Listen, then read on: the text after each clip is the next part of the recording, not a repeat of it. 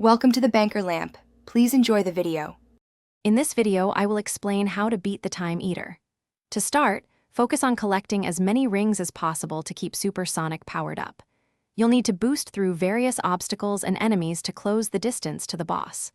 Once you're close, wait for the Time Eater to attack, then strike its hands when they are briefly vulnerable. This initial phase sets the stage for the epic battle ahead, so stay sharp and keep moving. Now, as Classic Sonic, your primary goal is to target the Time Eater's core with your homing attack. Be sure to skillfully dodge its incoming energy blasts by moving left and right across the screen. Collecting rings is crucial here, as it extends your supersonic form, giving you more time to inflict damage. Keep up the pressure and aim for the core to weaken this formidable foe. Next, with Modern Sonic, your strategy shifts to a direct assault. You'll want to boost straight into the Time Eater's core, delivering powerful blows. It's vital to skillfully dodge all incoming projectiles and energy waves to avoid taking damage.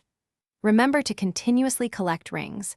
This is essential for maintaining your supersonic form and keeping your offensive strong throughout this intense battle. For the final assault, both Classic and Modern Sonic must attack the Time Eater's core at the same time. Coordinate your boost and homing attacks for a devastating combined strike. This synchronized effort is key to overcoming its defenses.